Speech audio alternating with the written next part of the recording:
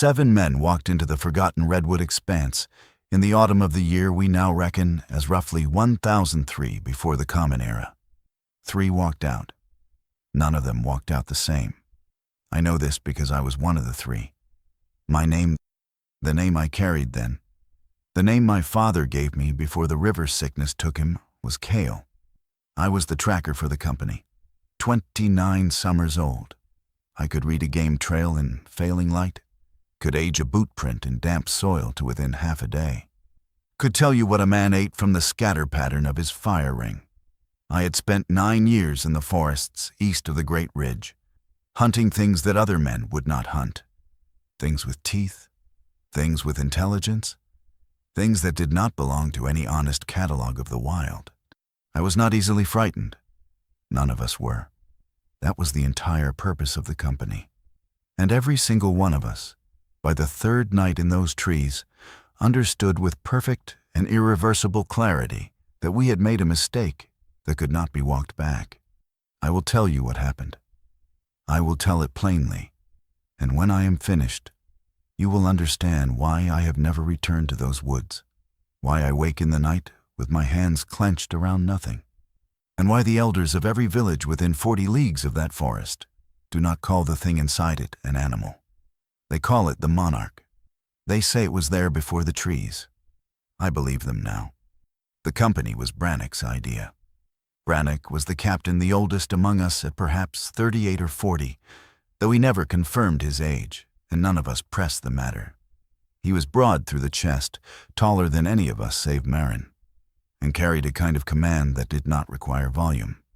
When Brannock spoke in his low, even way, you listened, not because he demanded it, because you understood quickly that his instructions tended to keep people alive. He had been a beast hunter for longer than anyone I knew. The settlements along the northern timberline spoke his name with a mixture of reverence and discomfort. He had tracked and killed a cave bear that had taken 11 men over 2 seasons. He had cleared a wolf pack from the Gray March Valley that no local hunter would go near. He had, by his own quiet account, once cornered something in a gorge near the eastern marshlands that he would not describe in detail, except to say it stood upright and screamed in a voice that sounded almost like language. He killed it. He burned the body. He never told anyone what it was. That was the kind of man Brannock was. And when the reports began reaching the trade camps, reports of something enormous in the deep redwoods, something that had been dismantling hunting shelters, scattering game for leagues, leaving tracks in the mud the size of a man's torso, Brannock did not dismiss them. He assembled the company. 7 men, hand-selected, each one proven in the field against threats that would have broken lesser hunters. Marin, the tallest of us, quiet, blonde-haired, and extraordinarily strong. He carried a 2-handed sword across his back that most men could not have lifted with both arms. He was one of 2 veteran swordsmen in the group. Dunlock, the second swordsman, darker featured, with sharp gray eyes and a scar from his left ear to his jaw. He had earned it from something he described only as a mistake I made once. He did not elaborate. He never made the same mistake again. Torin and Gaheris are spearmen. Brothers, though they looked nothing alike. Torin was stocky and red-faced, always moving, always adjusting his grip. Gaheris was leaner, paler, watchful. They fought in a paired formation that Brannock had trained them in personally, and I had seen them bring down a charging boar at full sprint without breaking their line. Aldrich, the torchbearer, youngest of the company at 25, though not by much. His job was light, fire, and visibility. He carried a reinforced lantern frame on his back. 6 long ashwood torches bound in oiled linen, flint and steel in 3 separate pouches, and a hand axe he could throw with alarming accuracy. In the field, Aldrich was our eyes. Whoever held the light controlled what the group could see, and more importantly, controlled what stayed in the dark. And then there was me, Kale, the tracker, the one who read the ground, the air, the silence, the one whose entire purpose was to find the thing before the thing found us. That was the company. 7 men in dark hooded cloaks, Layered black leather armor, reinforced shoulder pauldrons, heavy gloves, thick-soled boots, long swords and short swords, and spears and axes and knives and rope and traps and torches. We were the most dangerous hunting party in any forest within 500 leagues. We believed that completely. The Forgotten Redwood Expanse did not care what we believed. The first thing you need to understand about that forest is the scale. I had spent my life among trees. I had tracked game through pine stands so dense that daylight became a suggestion rather than a fact. I had navigated cedar groves where the canopy swallowed all sound and the air tasted green and mineral and old.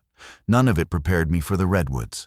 We entered the expanse from the southern approach on the morning of the first day, following a game trail that had been marked by a trapper named Osric, who claimed to have gone 2 days into the forest and returned only because his dogs refused to go further. His markers' crude notches in bark ended abruptly at a point roughly 6 hours from the tree line. After that, the trail continued, but the notches stopped. Osric had told Brannock that the dogs began whimpering at that point. Not barking, whimpering. They pressed against his legs and would not move forward regardless of command or discipline. He said one of the dogs, an experienced tracking hound he had used for 7 years, urinated on itself and would not stop shaking. We did not bring dogs. We brought steel and fire and ourselves. The trees, when we entered the old-growth interior, were beyond anything I can adequately describe. They were not merely large. They altered the fundamental geometry of the space.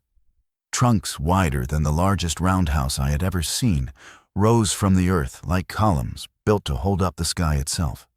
They climbed so high that the canopy was not visible from the ground. In most places, it simply dissolved into a layered darkness overhead that blocked the sun so thoroughly that the forest floor existed in a state of permanent dusk. The ground was soft. Centuries of fallen needles and decayed bark had built a floor that absorbed sound. Our footsteps, even with 7 men in heavy boots carrying full kit, produced almost nothing. It was like walking on the skin of something alive. Marin, who rarely spoke, said it first. "This place is a cathedral." He was wrong, but I understood what he meant. It felt enclosed. It felt constructed. It felt as though the space had been deliberately shaped for something. And we were simply too small to understand the design. Brannock stopped us at midday, or what we estimated was midday, since the light barely shifted and gathered us into a circle. "Rules," he said. That was all the preamble he ever offered. Nobody goes beyond voice range of the group. Nobody moves at night without waking me first. Aldrich keeps 2 torches burning at all times after dark. Kale reads everything: tracks, breakage, scat, soil disturbance, sound, silence. Anything that doesn't match what should be here, I want to know immediately. Not when you're sure. When you notice. Torin asked the only question any of us needed answered. "How big are we expecting?" Brannock looked at him for a long moment.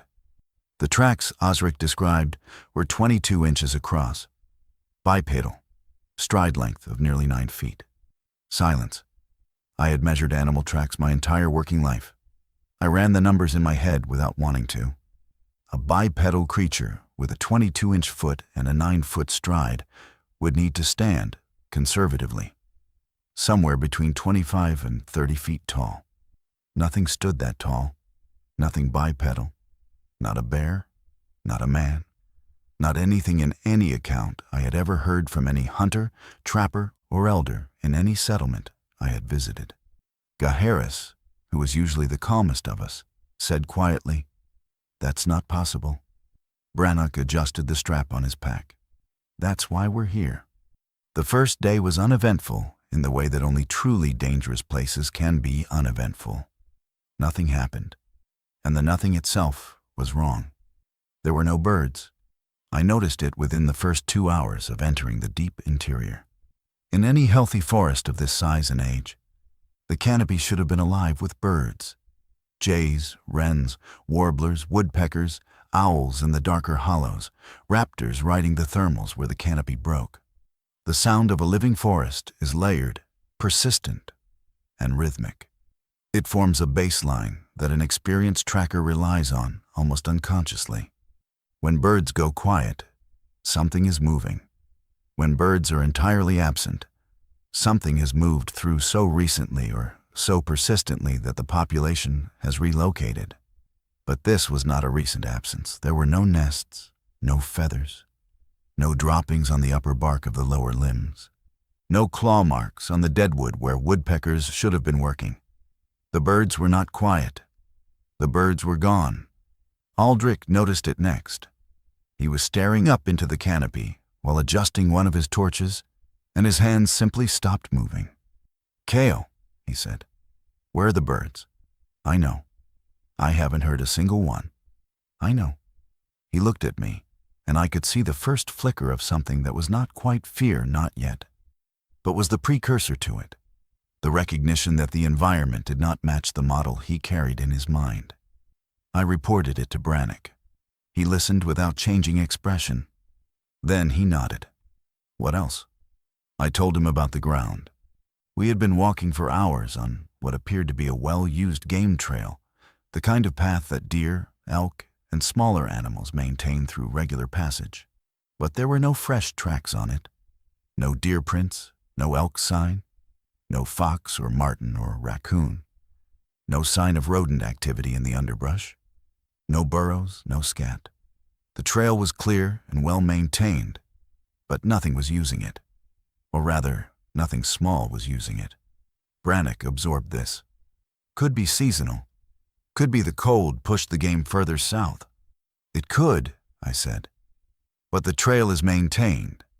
Something is keeping it clear. If the animals moved south, the underbrush would have started reclaiming the path. This is kept open." Brannick looked down the trail ahead of us. It stretched between the massive trunks in a gentle curve, slightly wider than a man's shoulders, the ground compressed and smooth. Kept open by what? I did not answer because I did not have an answer. But the question stayed with me like a stone in my boot for the rest of the day. We made our first camp in a natural clearing, a place where 3 enormous redwoods had fallen long ago, creating a partial bowl of moss-covered trunks with a rough canopy gap overhead. It was a defensible position. We could set our backs against the logs, maintain fire visibility in 3 directions, and post a watch with a clear sight line to the only open approach. Brannick approved the site. We built a stone fire ring, laid out our bedrolls, cached our heavy supplies under an overhang of root and bark, and set about the familiar ritual of camp. Torin and Gaharis established a spear perimeter, sharpened stakes angled outward in a half circle, not enough to stop anything large, but enough to slow an approach and make noise. Dunlock checked weapons. Marin gathered dead wood. Aldrich planted 3 torches around the camp's edge, each one burning steadily in the still air. There was almost no wind. The air moved, but barely. It carried a scent that I'd been trying to identify since we entered the deep interior, something organic, something layered, like rotting wood and pine resin and damp animal fur all blended into a single dense presence. It was not overpowering. It was ambient, as if the forest itself carried a body scent. Dinner was dried meat, hard bread, and water from our skins.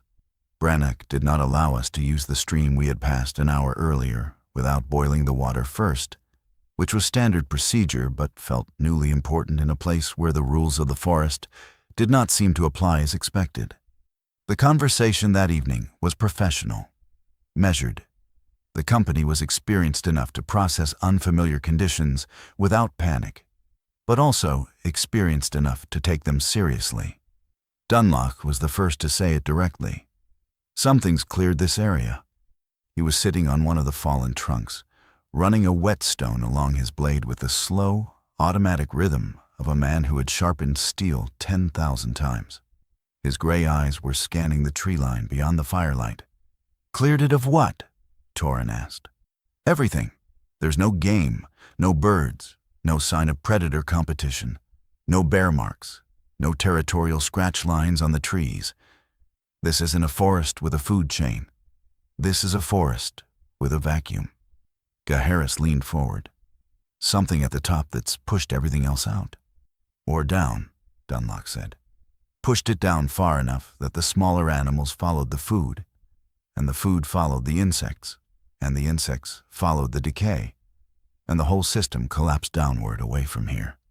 He looked at Brannick. Captain, I've seen this once before. Outside Greymarch, the season before you cleared the wolves, the whole northern approach was empty. No rabbits, no mice, no songbirds. 3 leagues of nothing. The wolves had expanded so aggressively that the prey populations relocated entirely. It took 2 seasons for the game to return after the pack was broken. He paused.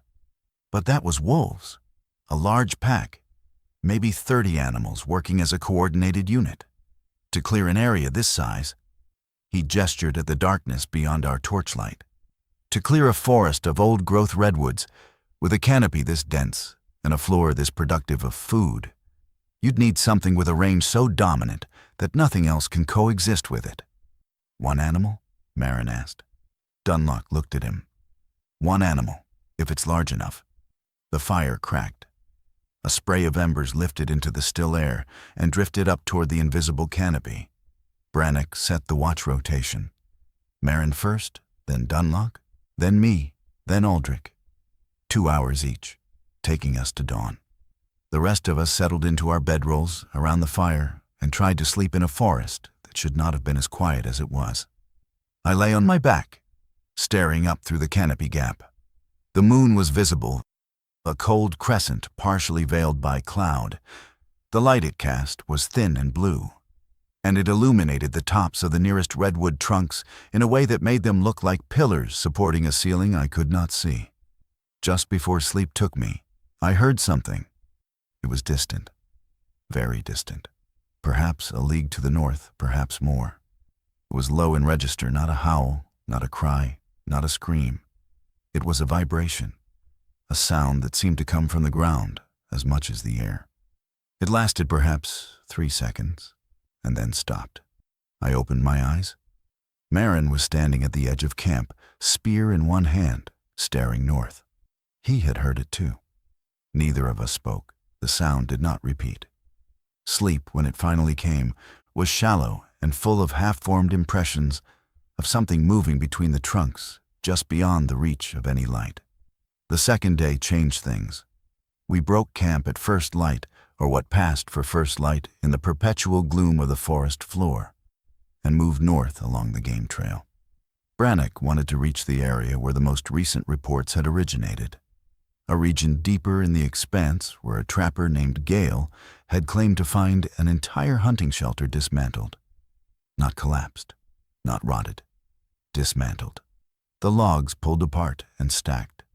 The roof removed and set to one side. The fire rings scattered. Gale had described it to the settlement council as a camp taken apart the way a man takes apart a camp, except the logs weighed more than any 5 men could move. Gale had not gone back. He had walked south for 2 days straight without sleeping and arrived at the settlement with his hands shaking so badly he could not hold a water cup. We were perhaps 4 hours into the second day's march when I found the first track. I nearly missed it. The forest floor was so uniformly soft, layers upon layers of compressed needles and decayed bark, that impressions did not hold the way they would in soil or mud. But we had crossed a shallow drainage where a finger of exposed clay cut through the needle bed. And in that narrow band of exposed earth, pressed deep and unmistakable, was a footprint. I stopped walking. Then I knelt. The company gathered around me without needing to be told. The print was bipedal. That was the first thing. 2 feet, left and right, in a natural walking stride.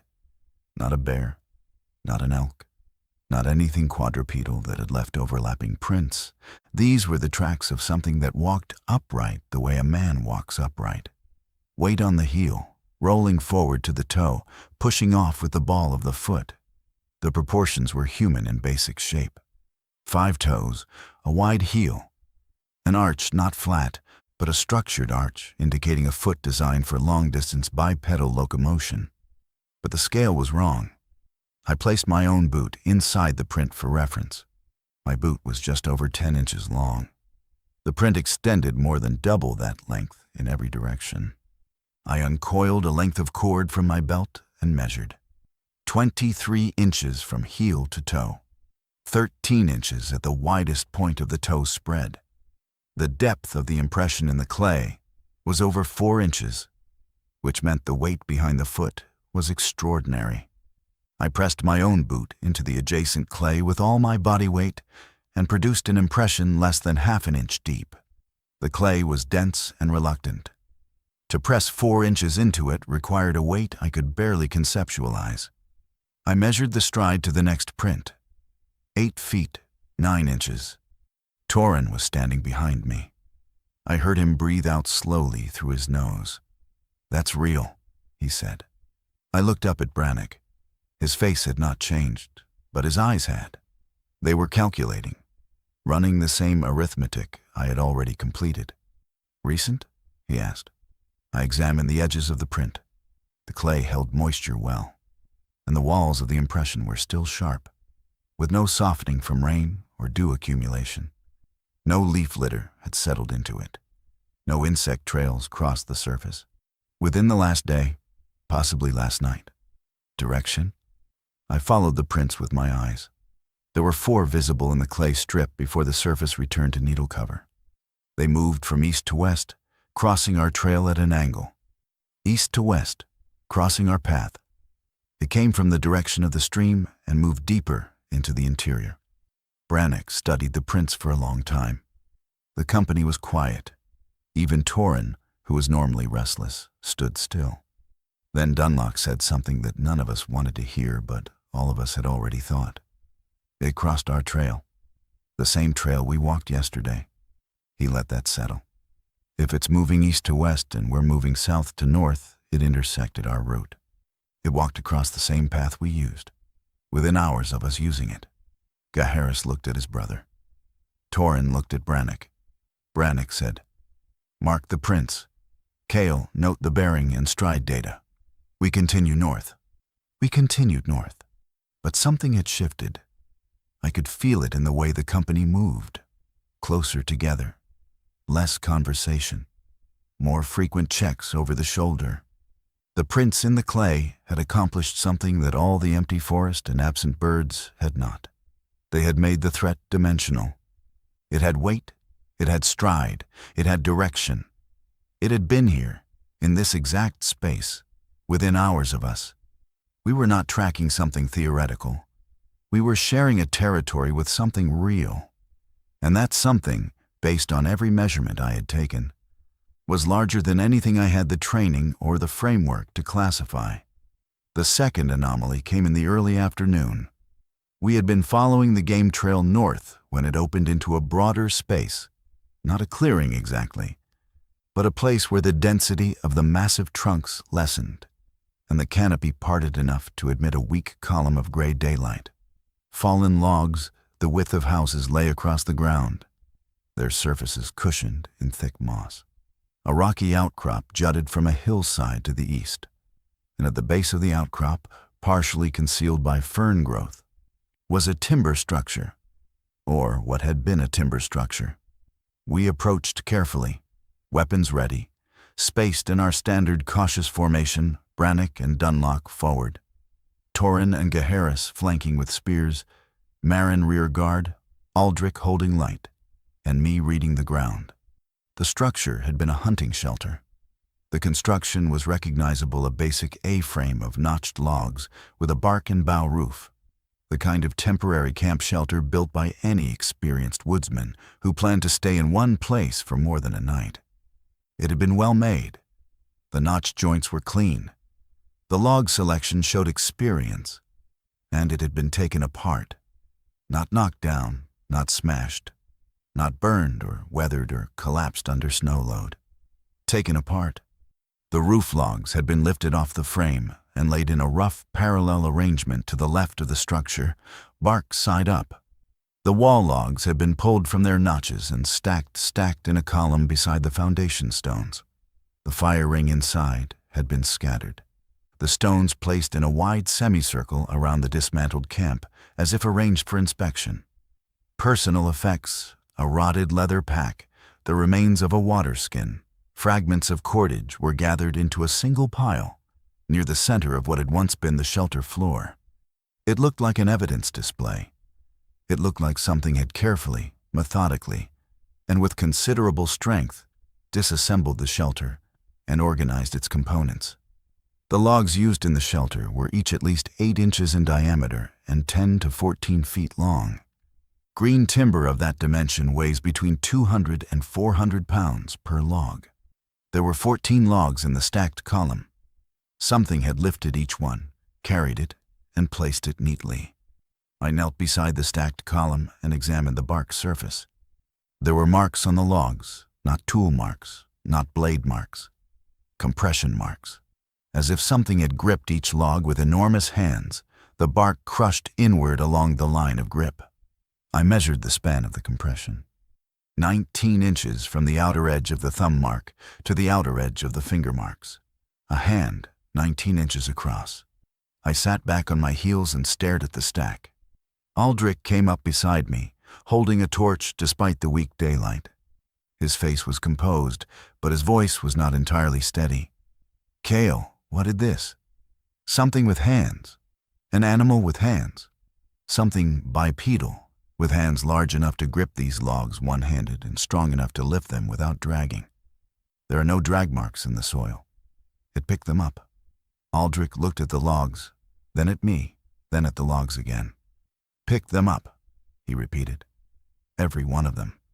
Brannick had been walking the perimeter of the dismantled camp. He returned to the group with a piece of wood in his hand, a carved post, roughly 3 feet long, the top shaped into a crude but recognizable face. Not human. Something elongated, heavy-browed, with a wide mouth and deep-set eyes. An animal face rendered in the symbolic language of the forest peoples. A warning totem. "Found this embedded in the ground on the northern side," he said. "Old, not from the shelter builder. This was here first." He turned the totem in his hands. "Someone marked this area. Before the shelter was built. Someone tried to warn anyone who came this way." Dunlop took the totem and examined it. "The face," he said. "It's not a bear. No. It's not a wolf. No." Dunlop looked up. "What is it?" Nobody answered, because the face carved into the totem, with its heavy brow, flat, broad nose, humanoid proportions, and deep, intelligent eyes, did not correspond to any known animal in any forest any of us had ever worked. But it corresponded, with uncomfortable precision, to the shape you would imagine at the top of a body that left 23-inch footprints and hands 19 inches across.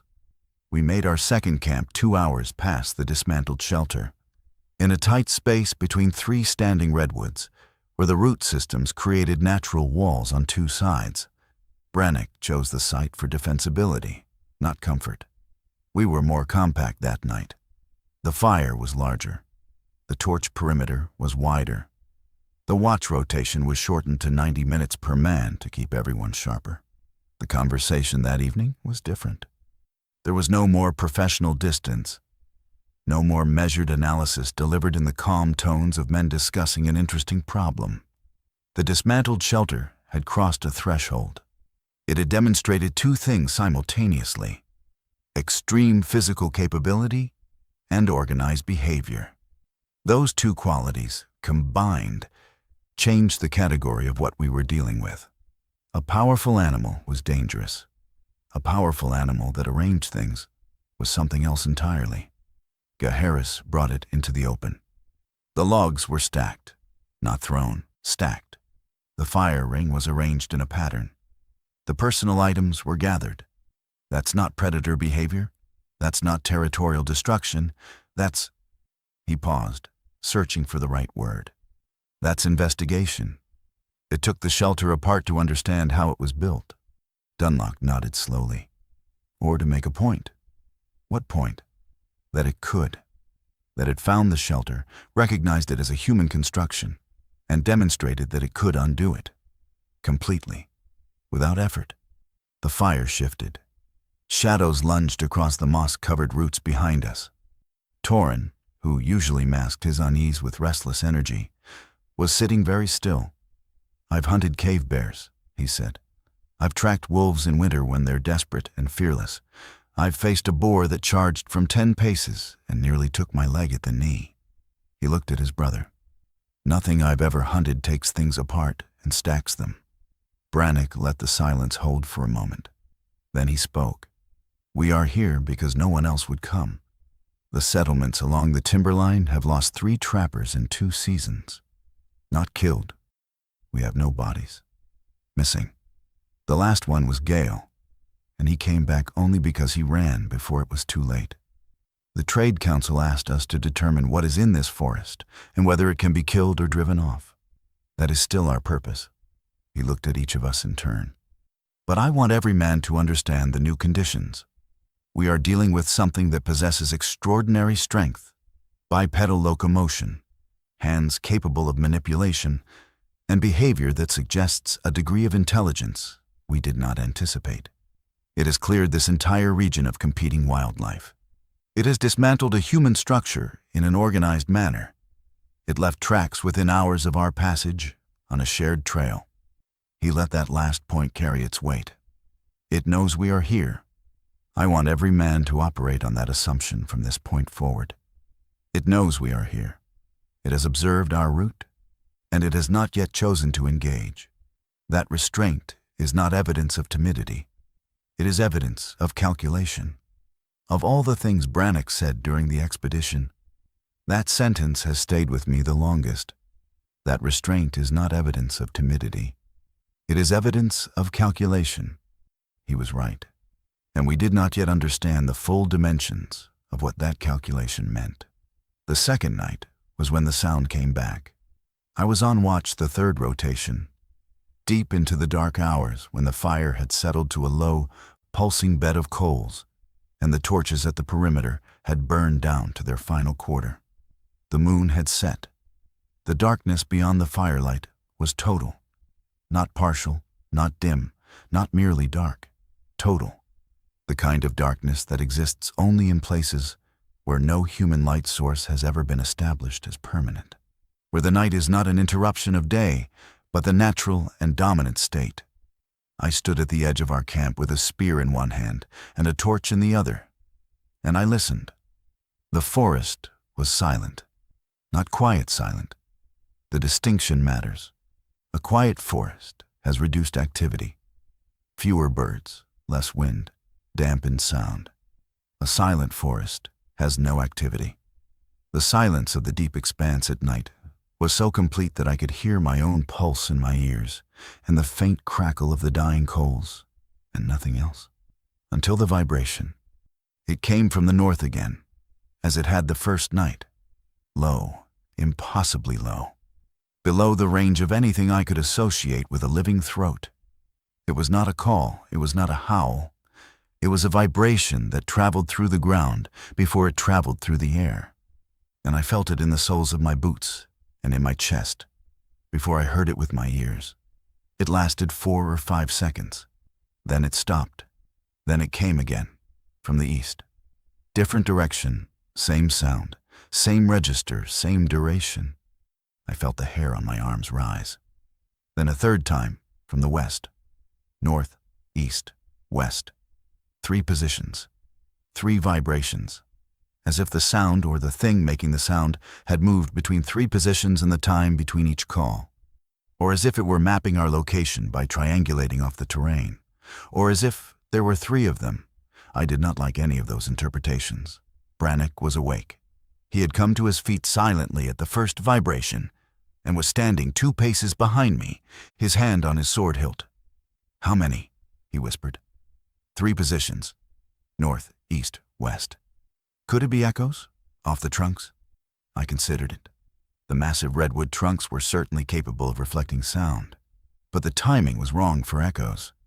Each vibration had been separated by roughly 30 seconds too long for acoustic reflection, which would follow the source by fractions of a second, not half a minute. No, the intervals are too long. Those are separate origination points. Brannick was quiet for a moment. Could one source move that fast between positions? I thought about the stride data. The 9-foot stride. The implication of speed in those long, powerful legs. Yes, I said. If it's as large as the tracks suggest. A 9-foot stride at a run could cover the distances between those positions, in the interval between the sounds. So potentially one. Potentially one moving very fast, or more than one. Which is worse? I did not answer because I genuinely did not know. The vibrations did not come again that night, but sleep did not return either. Not for me and not for Brannick. And in the thin gray non-light of dawn, I saw that the others had not slept deeply either. Marin's eyes were open when I looked at him. Dunlock was sitting upright with his sword across his knees. Even Torin, who could normally sleep through anything, was restless and drawn. We ate in silence and packed in silence and moved north in silence, and the forest watched us go with its enormous, ancient, empty eyes. The third day is when the forest began to close. I do not mean this metaphorically. The trees did not move. The terrain did not shift. But the experience of moving through the expanse changed in a way that I can only describe as constriction. The game trail narrowed. The trunks pressed closer. The canopy overhead sealed tighter, reducing the light to a gray whisper that barely qualified as illumination. The mist, which had been a persistent ground feature since we entered the forest, thickened into a waist-high blanket that obscured the trail ahead and erased our tracks behind us within minutes. We were walking into a fog-choked corridor of ancient wood, with visibility in some stretches of less than 20 paces. Brannick adjusted our formation. Tighter spacing, weapons in hand, not slung. Aldrich moved to the center with both torches lit, and the warm orange light thrown by the flames became our primary means of reading the immediate environment. The torch glow reflected off the mist and created a sphere of amber visibility around the group, perhaps 15 paces in every direction, beyond which the world dissolved into gray nothing. The effect was claustrophobic. We were 7 men, armed and armored, walking through the belly of something vast and indifferent, lit by our own small fire. I was reading the ground obsessively. Every mark, every compression, every broken needle. The trail showed the same characteristics it had shown for 2 days, well maintained, recently used, but bearing no sign of the animals that should have been using it. Then I found the second set of tracks. They were on the trail itself this time, not in a crossing clay strip. Pressed directly into the needle floor, partially obscured by the mist, but unmistakable once I knelt to examine them. Same dimensions, same bipedal pattern, same enormous stride, but the direction was different. These tracks ran south, toward us, along the same trail we were walking north. I stopped the company and explained.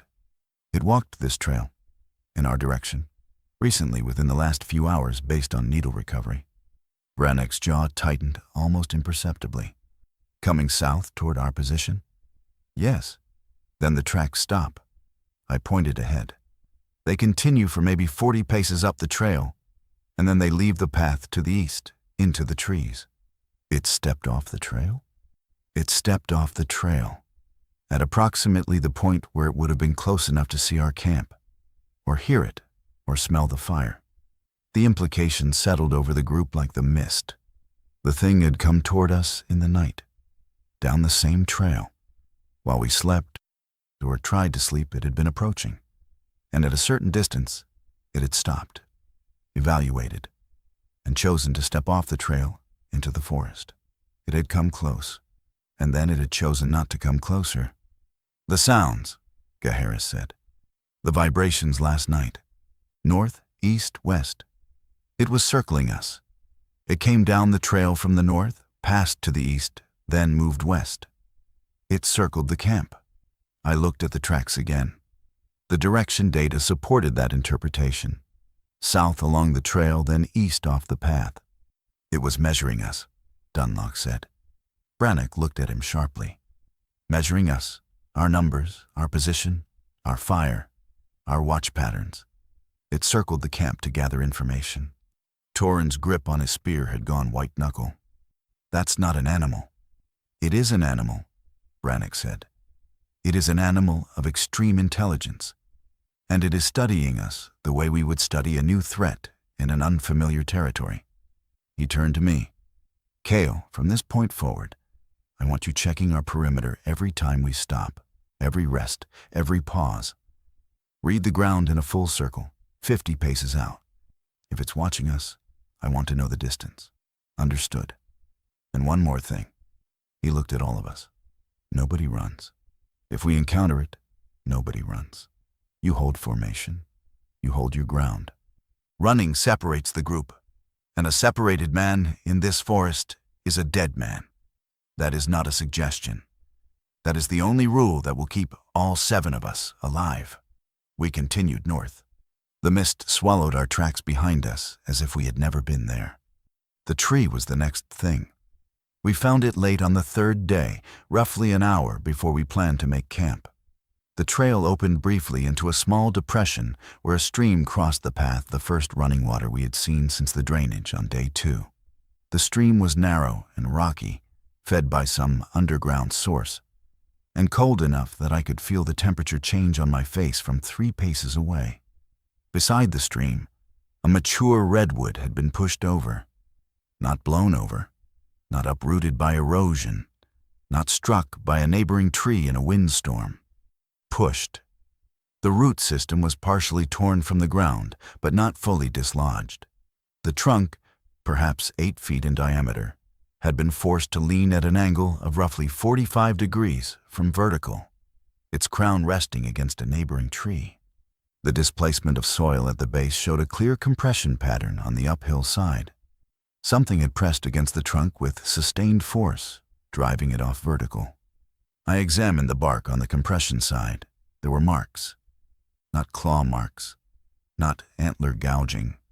Friction marks. Broad, flat, vertical abrasion patterns consistent with something enormous pressing its body or its hands against the trunk and pushing.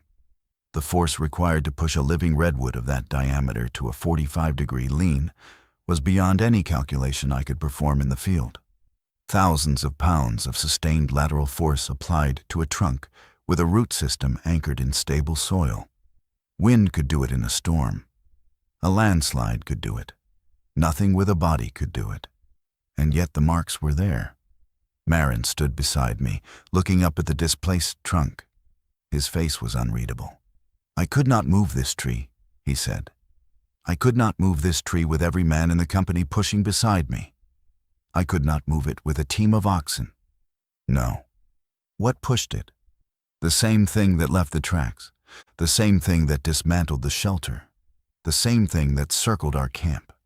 He was quiet for a long time. "Kale, we are not prepared for this." It was the first time any of us had said it out loud. And the terrible truth of it hung in the air between us like the mist, formless, cold, and impossible to dispel. That evening, we made our 3rd camp. Brannick chose a position against a rock face, a low cliff of exposed stone, perhaps 12 feet high, that gave us a solid wall at our backs. The fire was large. All 6 torches were planted and burning. The spear perimeter was doubled. I performed the perimeter check Brannick had ordered. 50 paces out in every direction, reading the ground. At 37 paces to the northeast, I found a scuff mark. A single partial print in the moss, barely visible. The kind of impression that could have been a shadow or a natural compression. But the moss was freshly displaced. The underlying soil still dark and moist. And the shape of the compression was curved the front edge of something large and rounded, pressing down. The leading edge of a foot. 37 paces from our chosen campsite. It had been here, before us, before we arrived and chose this position against the rock face. I reported it to Brannick privately. His expression did not change. "Before we arrived? The moss displacement is older than our arrival, at least several hours, possibly since dawn. It was here at dawn. Yes, at the exact spot we chose for our camp." The silence between us was enormous. "It's hurting us," Brannick said. I looked at him. The trail. The cleared game trail that we've been following north. It's maintained by the creature. The trail is not for game. There is no game. The trail is the creature's route. We have been walking on its path since we entered the interior. He turned and looked at the camp, the fire, the men, the torches burning in the mist. It has been ahead of us the entire time. It knows where the trail leads.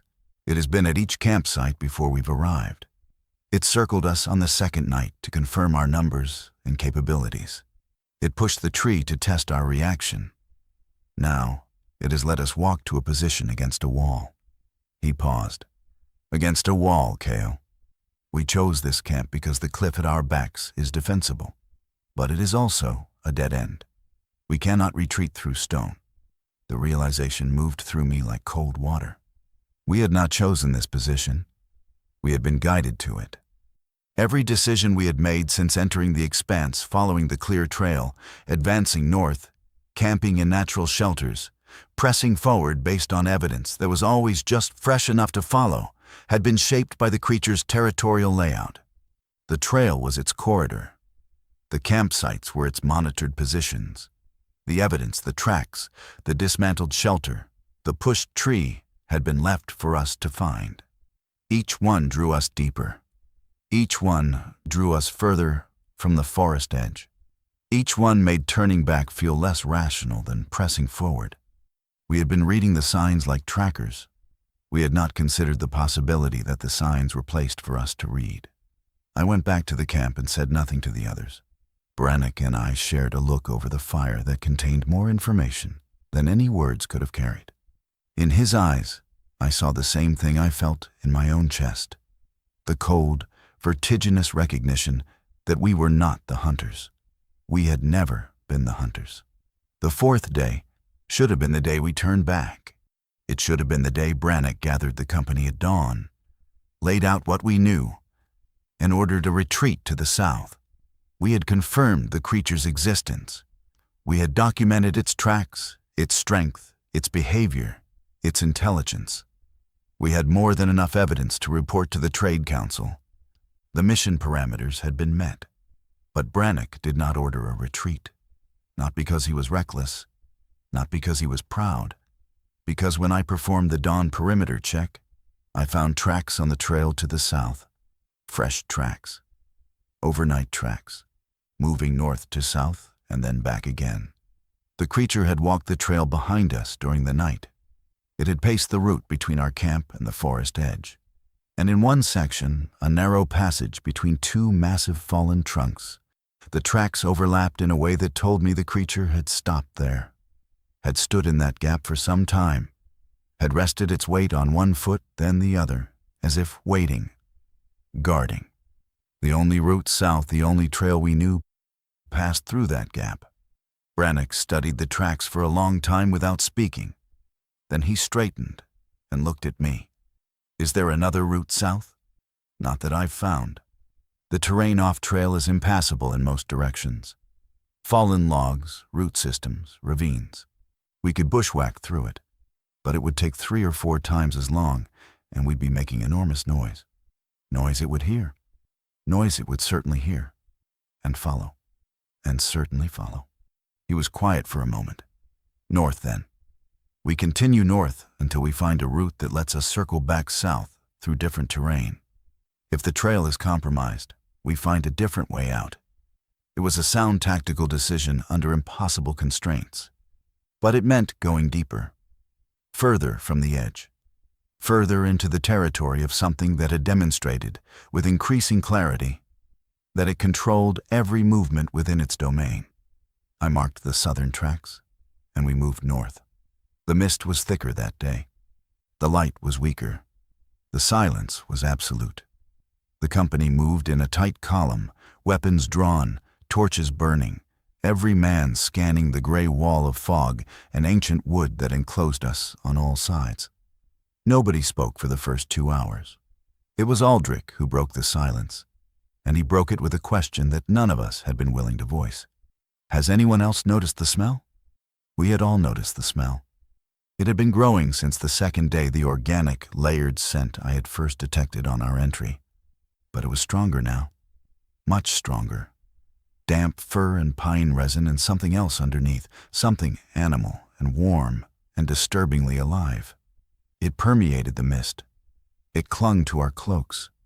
It was in the air we breathed. It was body scent, territorial marking on a scale that defied reason. The entire forest smelled like the creature, not because the creature was nearby, because the creature was everywhere. Its presence was so permanent, so deeply established in the fabric of the environment, that its scent had become a feature of the atmosphere itself. We were walking through its body heat, its exhaled breath, its shed fur, its decades of occupation. We were inside it. The trail led us into a descending ravine where the redwoods gave way briefly to exposed rock and moss-covered boulders.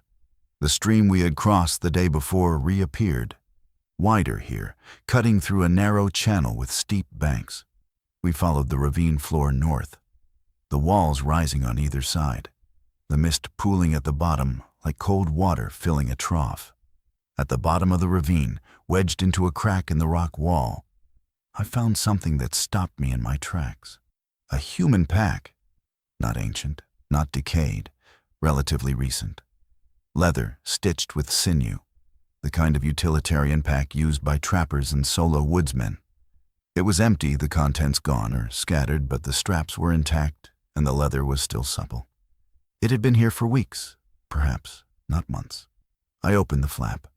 Inside, scratched into the leather with a sharp point, were words. 3 words in the common trade language. It watches always. Below the words, a crude drawing. A shape. Tall, broad-shouldered, standing between 2 vertical lines that could only represent trees. The pack belonged to one of the missing trappers. It had to. The leather treatment, the stitching pattern, the trade language. Everything pointed to a man from the settlements along the timberline. A man who had entered this forest, who had encountered the creature, who had survived long enough to scratch a warning into his own pack, and who had not returned. I showed Brannock. He read the words. He studied the drawing. He put the pack down carefully. "It watches always," he said, and the words hung in the ravine air like a verdict. Late on the 4th day, the trail opened into the largest clearing we had yet encountered. It was not truly a clearing. No space in the deep expanse could be called clear. But the canopy broke wide enough to admit actual daylight, and the ground cover shifted from compressed needles to living moss and scattered fern. Massive fallen trunks lay across the space, like the ribs of something dead and colossal. The stream ran through the center, pooling in a shallow basin of smooth stones. On the far side of the clearing, propped against the largest standing redwood trunk, I had seen a tree so enormous that its base could have contained a small dwelling, were 5 more carved totems. Not one, like we had found at the dismantled shelter. 5. They were old, much older than the shelter totem. The wood was gray and weathered, the carvings worn by decades or centuries of moisture and moss. But the shapes were still readable. 5 faces. The same heavy brow, the same flat, broad nose, the same deep-set eyes. 5 renditions of the same creature, each slightly different, each capturing a different expression or angle. They were arranged in a semicircle facing south, facing the direction any traveler on the trail would approach from. A warning line. A border. We had reached the edge of whatever the local people considered the creature's inner territory. Everything beyond this point was the deepest domain, the place where no permanent settlements existed, the place where even the trail makers had stopped and said, "No further. We will not go beyond this line. We will mark it with the face of the thing that lives here, and we will go no further." And we had walked right past it, because that was what we did. We were beast hunters. We walked past warning lines. That was the entire foundation of our profession. Except we had never been warned about something like this. Brannock stood before the totems for a long time. The rest of the company waited behind him. 7 men in dark leather under a rare patch of honest daylight. surrounded by mist and stone and the incomprehensible scale of the oldest trees in the world. Then he turned. We camp here tonight. Double watch, all torches, full perimeter. And tomorrow we move east to find a southern route through the ridge terrain. Gaharis spoke up. East was one of the positions of the sound on the second night. I know. It was east of us. Positioned to the east. I know, Gaharis. Captain, we are walking toward it, no matter which direction we choose. Brannock looked at him with an expression I had never seen on his face before. Not fear, not anger, something closer to grief. I know. We built the camp that night like men preparing for a siege. The fire was the largest we had yet made, a roaring blaze that threw light 30 paces in every direction and cast the great totem faces into flickering, animated shadow. Every torch was planted and burning. The spear stakes were driven deep and angled sharp.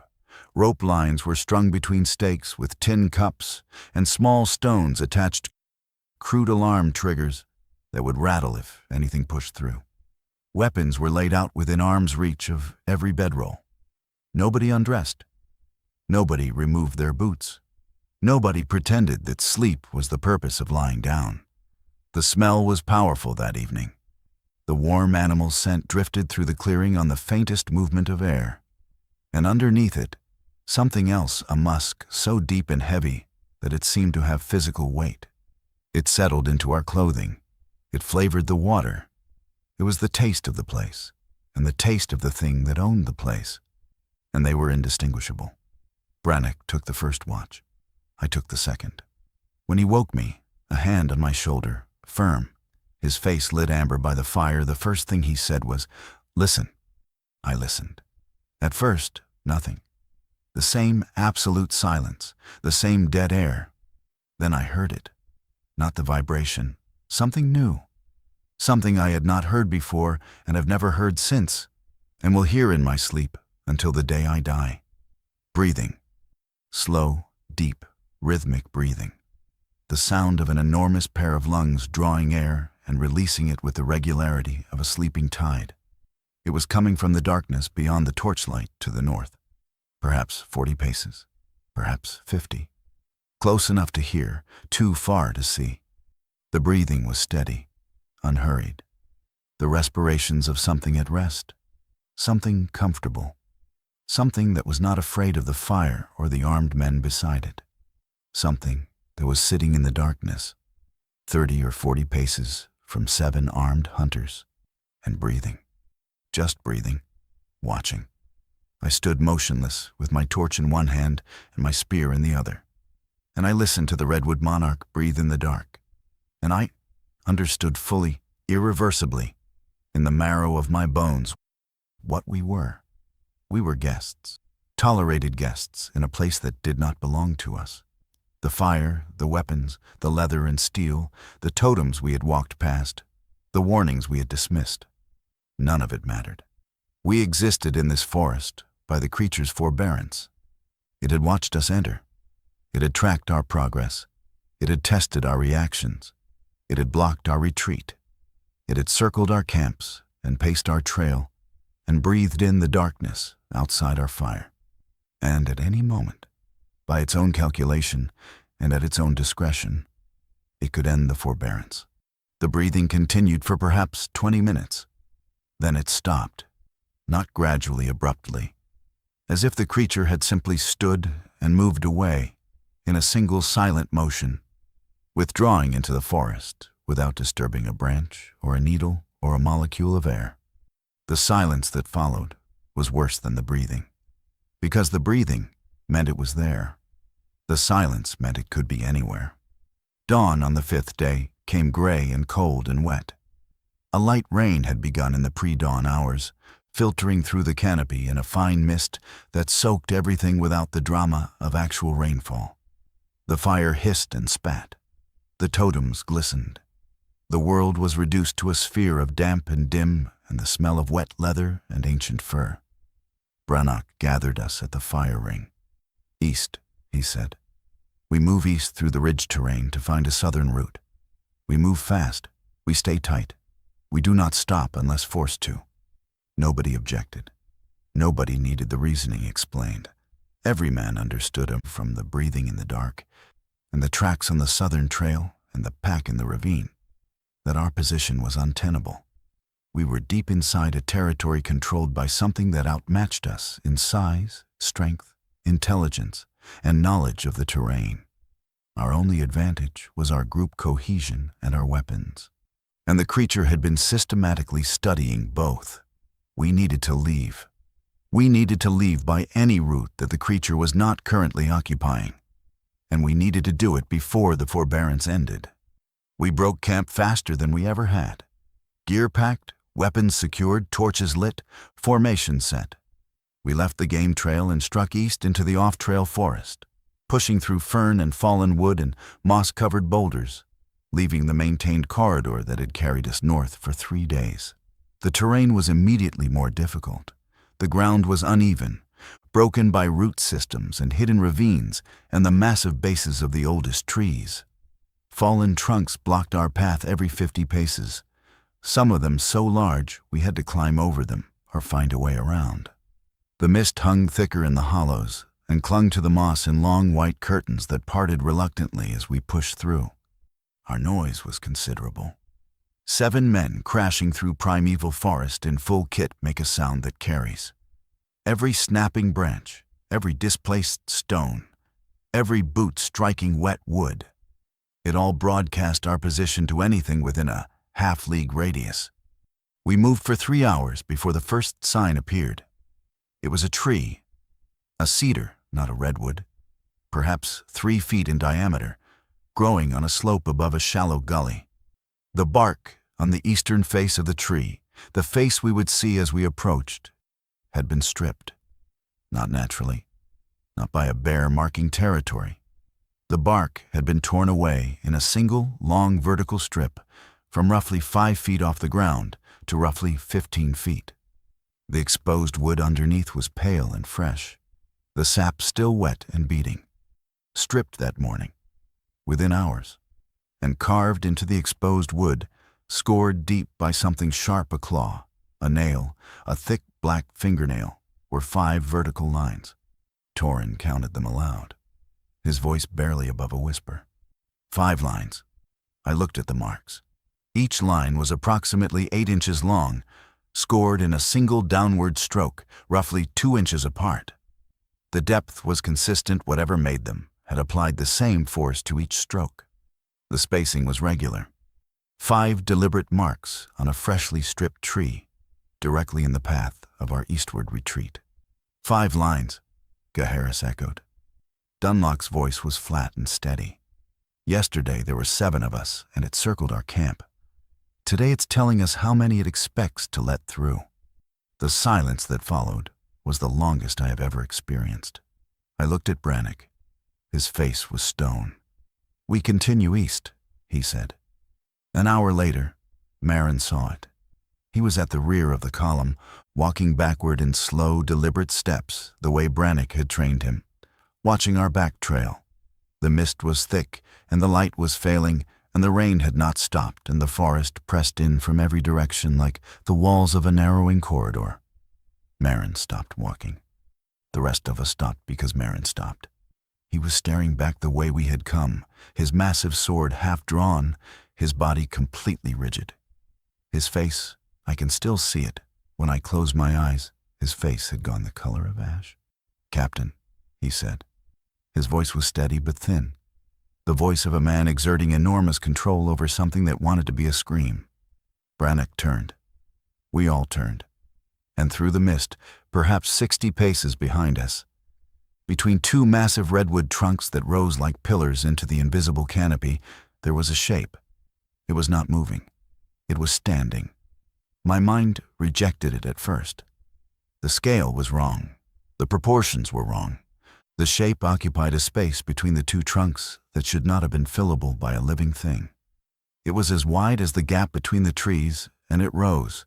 It rose into the mist above, its upper body dissolving into the gray ceiling of fog and rain somewhere above the 15-foot mark of the nearest visible branches.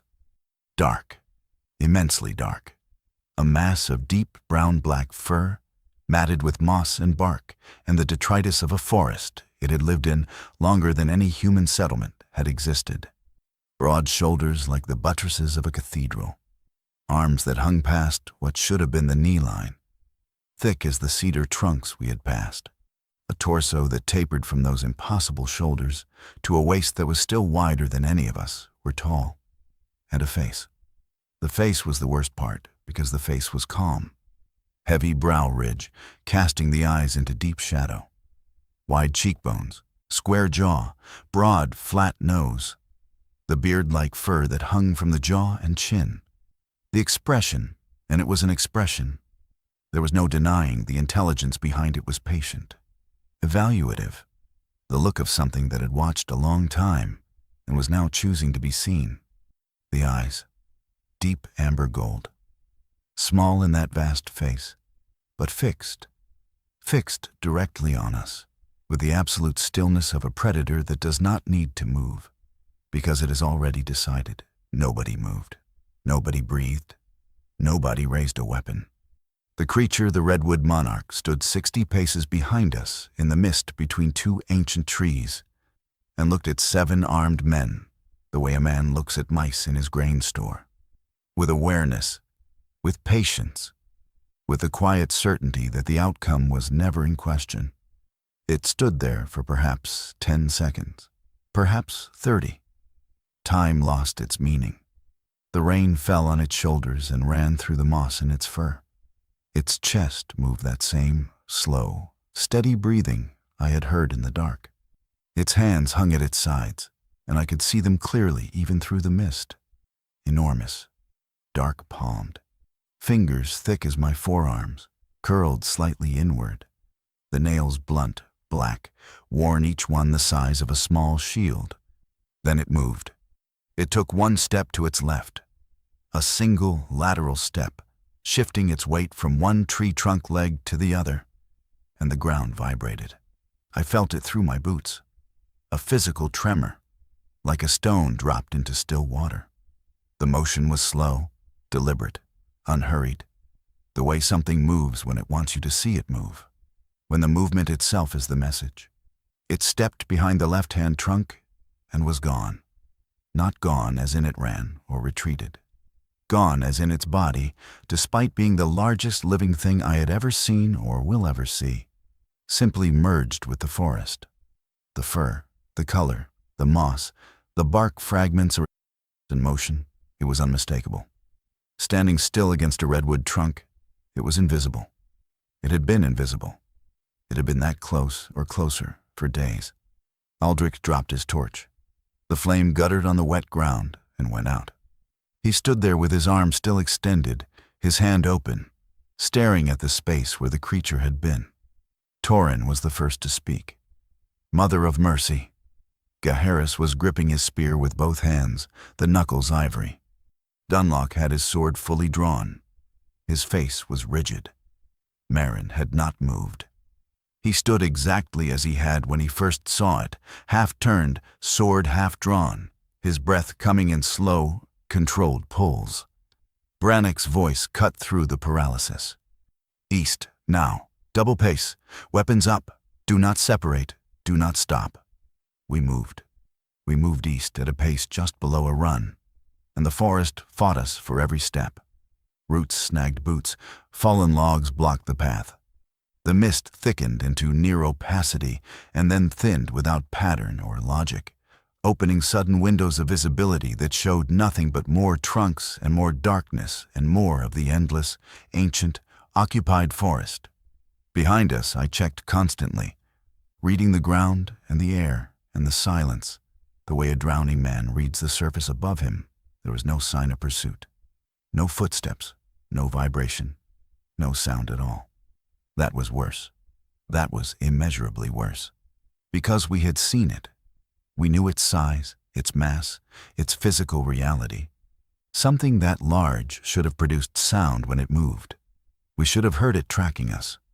The absence of sound meant one of two things. Either it had stopped following, or it moved through its own forest with a silence that defied everything I understood about physics, mass, and the behavior of physical objects in space. I knew which one was true. The 5 marks on the cedar tree. 5 vertical lines. 7 men in the company. 5. I pushed the thought down and moved faster. An hour into the double-pace retreat, the terrain began to rise. We were climbing out of the basin of the deep interior, gaining elevation through a series of rocky terraces and steep slopes where the redwoods gave way to smaller growth cedars, firs, and scrub pine clinging to thin soil. The canopy broke in places. Actual light, gray, rain-filtered but real, reached the ground. For the first time in 5 days, I could see more than 30 paces in any direction. And for the first time in 5 days, the feeling of constriction began to ease.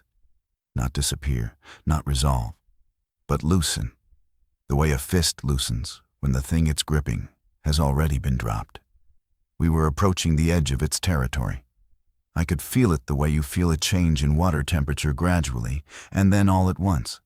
The air smelled different, cleaner. The deep musk was thinning. The silence was breaking up. I heard for the first time since the 2nd day the distant sound of a bird.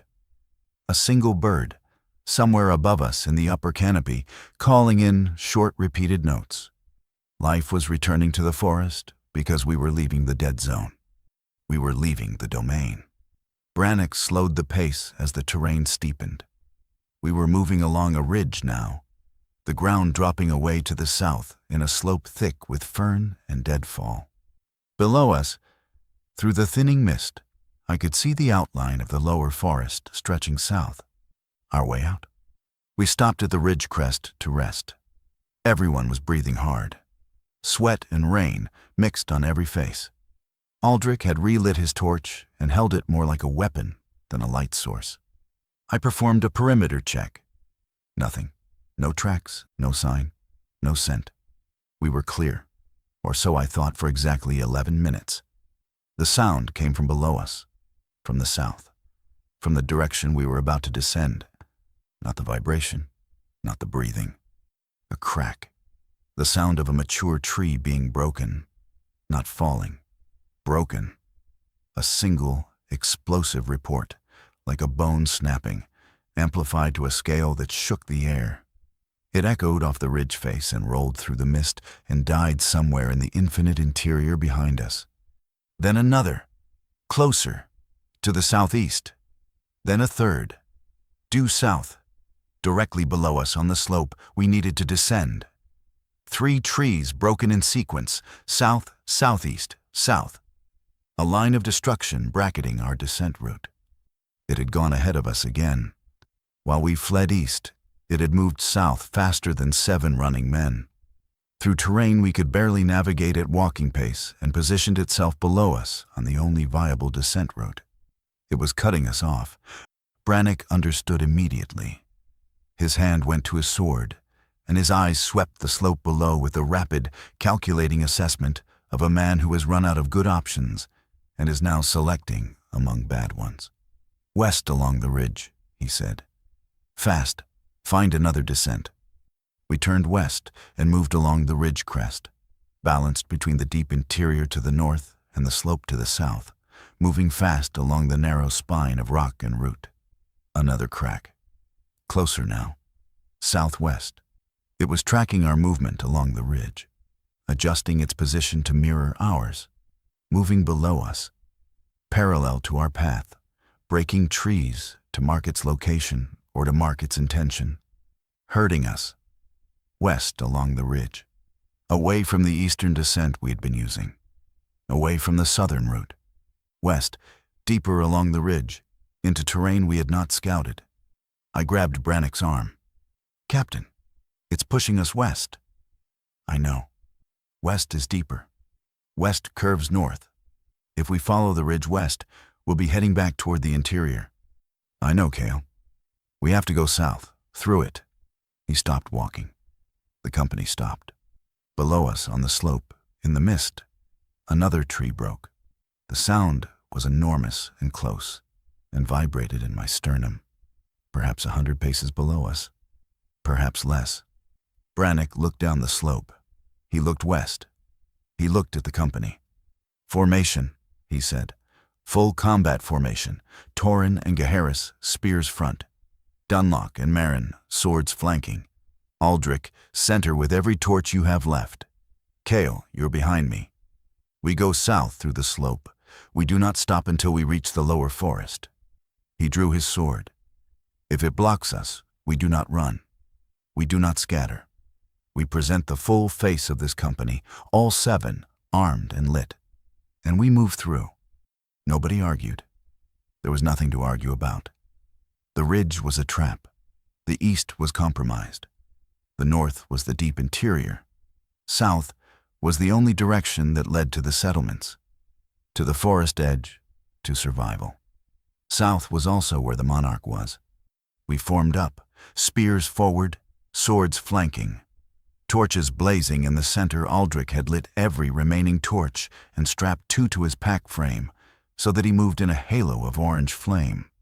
The light was extraordinary in the gray mist, a burning column of warmth and defiance that illuminated every face and every blade and every set of white-knuckled hands. We started down the slope. The descent was steep and treacherous.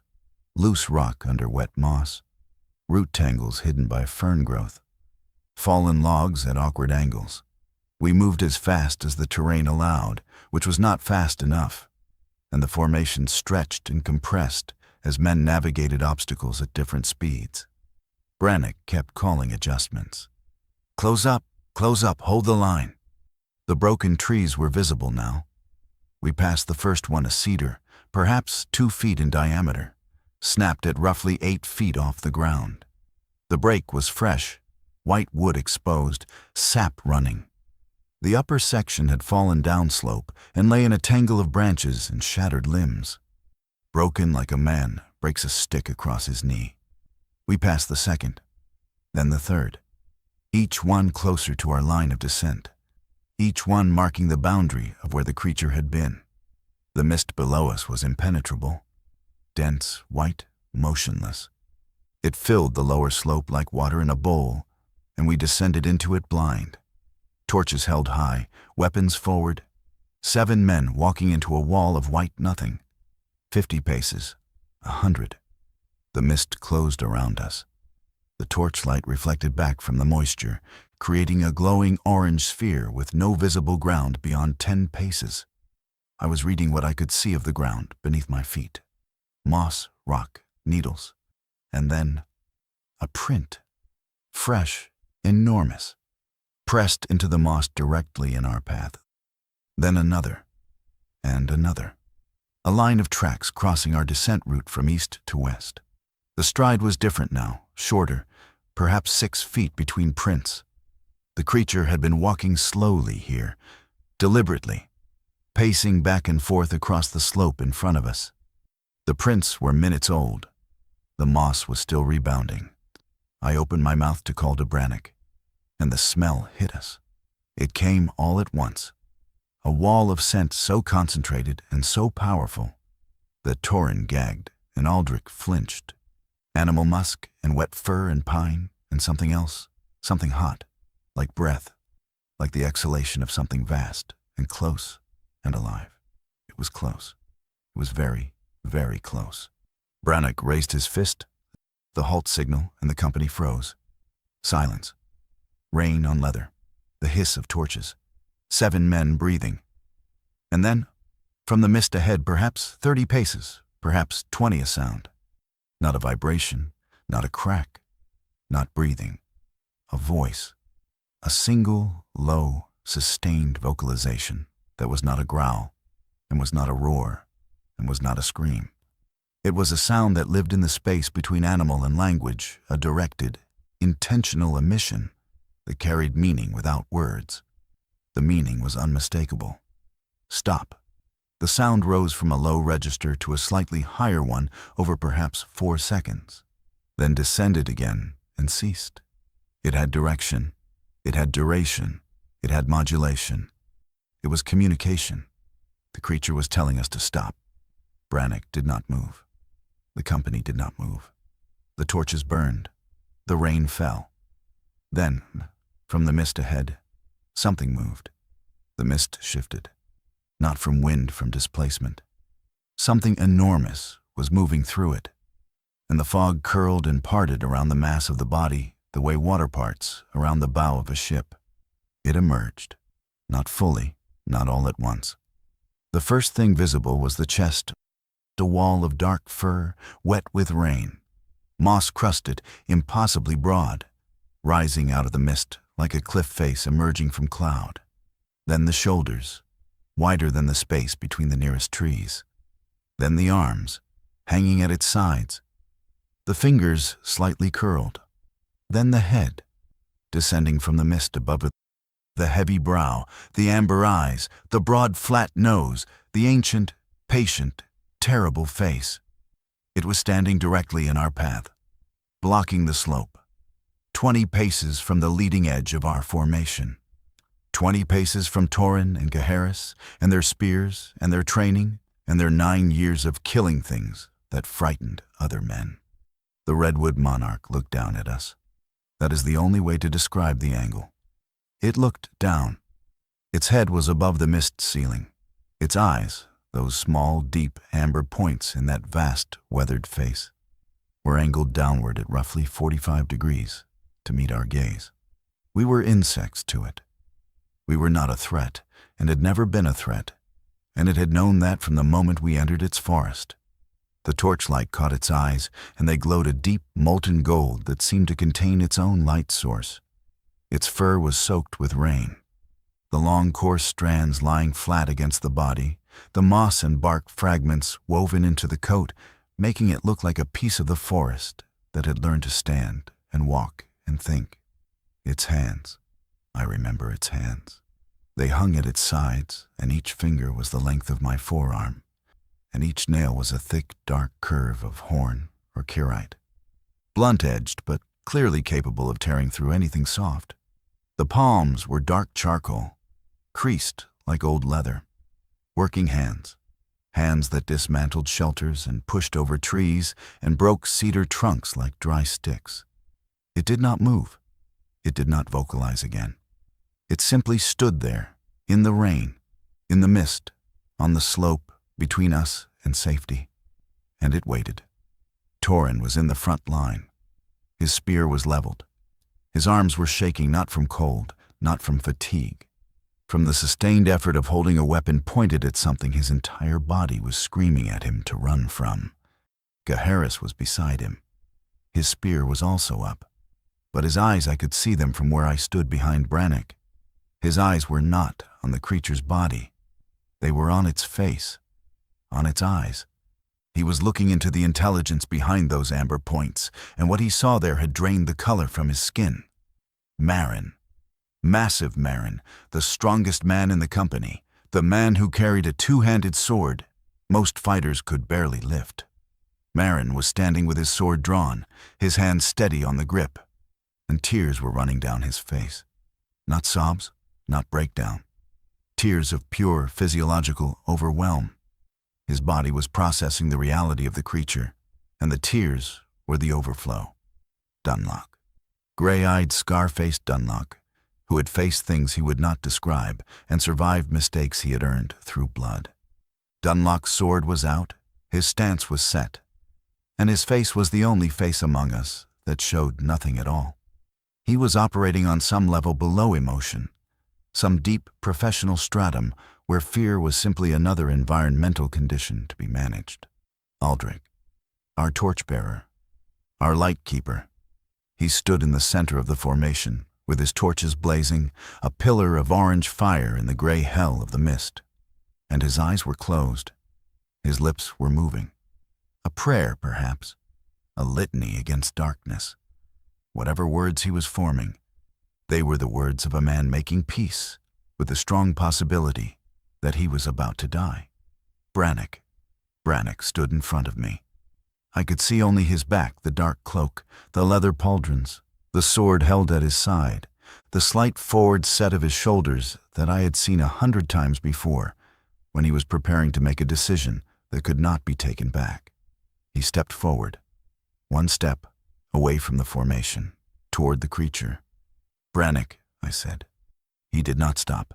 He took another step, and another. He walked 5 paces ahead of the formation, alone, into the space between the 7 armed men and the 28-foot colossus that blocked their path. And he looked up, and the monarch looked down. And for a span of time that I cannot measure, 5 seconds, 15, an hour, a heartbeat, a man and a creature older than human settlement in that forest regarded each other in the rain and the mist and the flickering torchlight. Then Brannick did something I did not expect. He lowered his sword. Not dropped it. Lowered it. Brought the blade down from ready position to his side, point toward the ground. A deliberate, visible, unmistakable gesture. He was showing it that he was not attacking. He was yielding. The monarch's eyes, I swear this. I swear it on the graves of the men who did not come home. The monarch's eyes shifted. The pupils moved. They tracked the motion of the sword downward, registered the change in posture, and then returned to Brannick's face. It understood. It had understood every single thing about us from the moment we entered its territory. And it understood this too. The monarch turned its head. Slowly. The massive skull rotated to its left, to our right. The eastern side of the slope, and its gaze fixed on a point in the mist below and to the right of its position. Then it took one step. One single, earth-shaking step to its left, to the west side of the slope. It moved out of our path. Not far. Perhaps 10 paces. It shifted its colossal body to one side like a gate swinging open. And the space it had occupied the slope directly below us was clear. The passage was open. Brannick did not hesitate. South. Slow. No sudden movements. Go. We went. We walked past the Redwood Monarch at a distance of perhaps 15 paces, 7 men moving in tight formation down a rain-soaked slope through impenetrable mist. And the creature stood beside us and above us, and watched us go with those deep amber eyes that held something I cannot name, and have spent every day since trying to understand. It was not mercy exactly. It was not indifference. It was something older than either. Something that belongs to a mind that has occupied a place for so long that the place and the mind have become the same thing, and the small creatures that pass through are tolerated or removed according to criteria that no human framework can fully contain. We walked past it. We did not run, and it let us go. We descended through the lower forest for 4 hours without stopping. The mist thinned. The trees shrank. The sounds of a living forest returned. Birds, insects, the rustle of small animals in the underbrush. The smell faded. The silence broke. The world became recognizable again. It was evening when we reached the southern tree line and emerged from the Forgotten Redwood Expanse into the open terrain of the lower hills. 7 men had entered. 7 men walked out. But the 5 marks on the cedar tree had been a prophecy, not a threat. Because within a season, only 5 of us would still be anything resembling the men who had walked into that forest.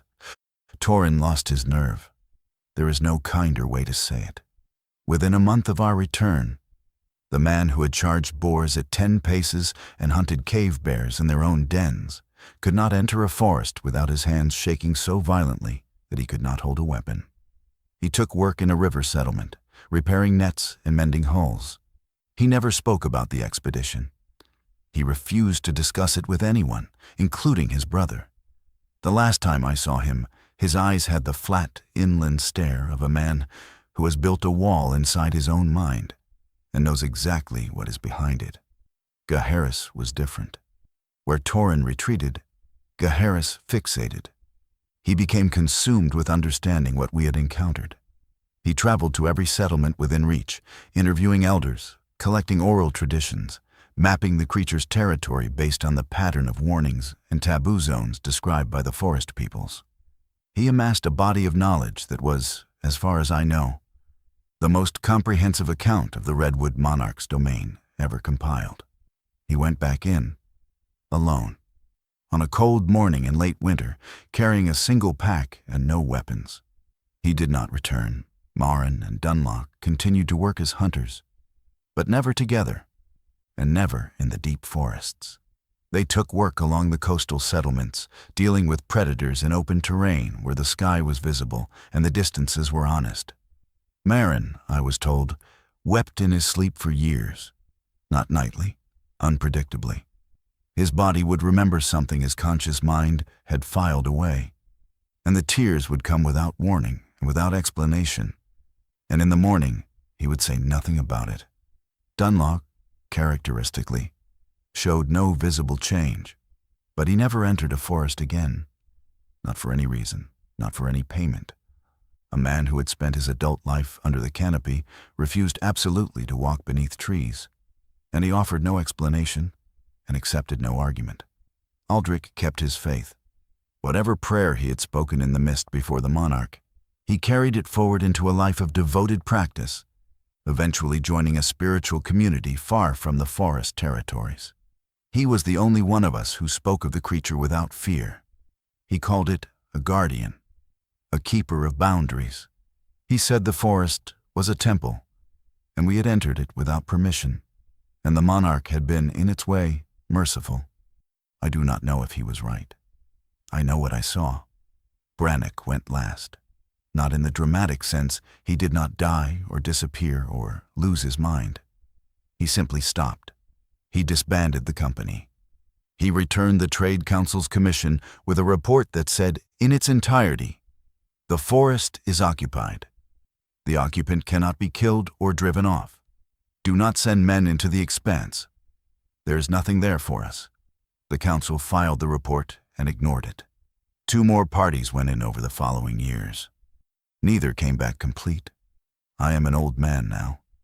My knees ache when the cold settles in, and my hands, which once could read a track in total darkness by touch alone, tremble when I hold them still too long. I have not entered the deep forest in 30 years. I have no desire to enter it again. But I think about it. Every day, I think about the 5 marks on the cedar tree. 5 lines, not 7, 5. The Monarch counted us. It looked at 7 armed men who had come to track it, study it, and potentially kill it. And it decided, before the confrontation, before the encounter on the slope, before Brannock lowered his sword, it decided that 5 would leave intact and 2 would not. Gaharis walked back in. Torin died inside while still breathing. 5. It knew. It had studied us the way we would study game.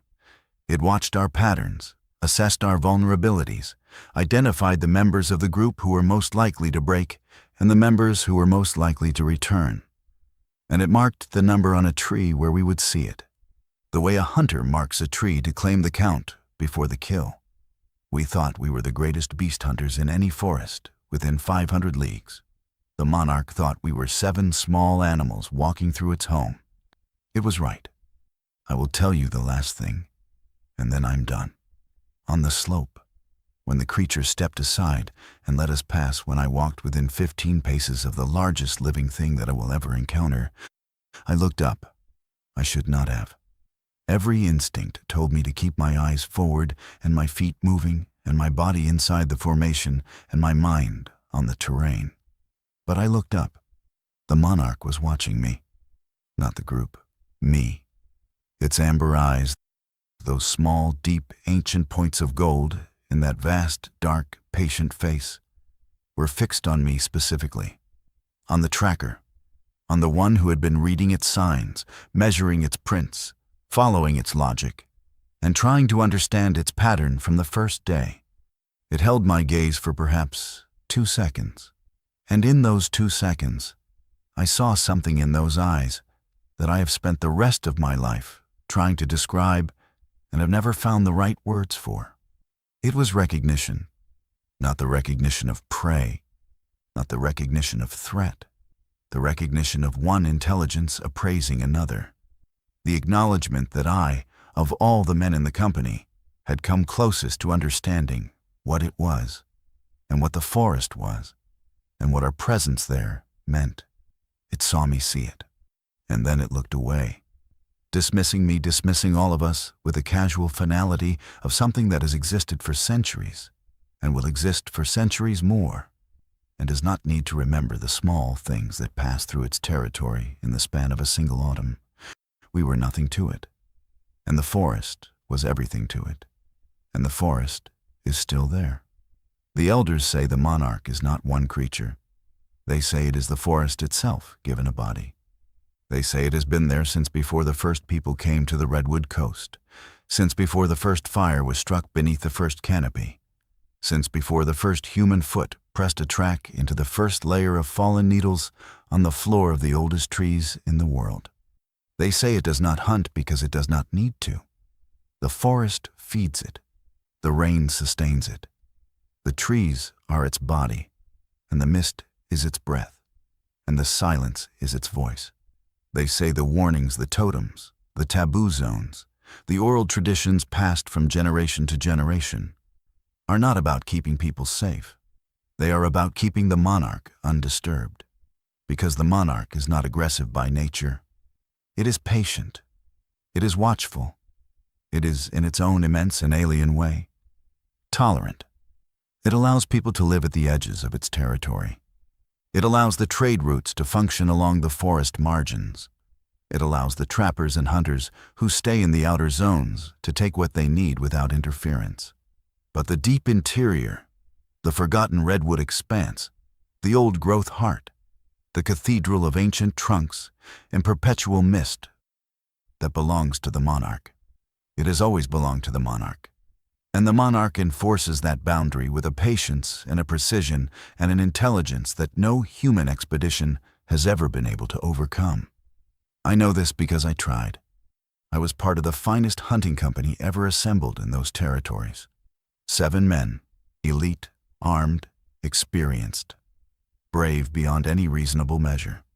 And the monarch watched us enter its forest and tracked us and studied us and tested us and herded us and blocked us and counted us and stood before us in the rain and the mist and looked down at us with those ancient amber eyes and decided in its own time, by its own calculation, according to criteria we will never fully understand, to let 5 of us go. Not because we earned it, because it chose, and the forest is still there, and the monarch is still inside it, and the warnings, the carved totems, the taboo lines, the old words spoken by the elders to every child who grows up in the shadow of those immense and ancient trees, the warnings are still the same. Do not enter the deep forest. The deep forest is not empty. The deep forest is not ours. The deep forest belongs to something that was there before us and will be there after us, and does not care about our weapons or our courage or our names. It only cares that we leave. And if we are very, very lucky, it lets us. I was one of the lucky ones. I still see those amber eyes every time I close mine. I still hear the breathing in the dark. I still smell the mist and the moss and the ancient fur and the rain on bark 1,000 years old. I still feel the ground shake from that single, deliberate step. I was one of the lucky ones. I know. Because the creature on the ridge counted to 5, and I was inside the number. But the 2 who were not, the expanse kept them in the only way it keeps anything. Quietly, completely, and forever.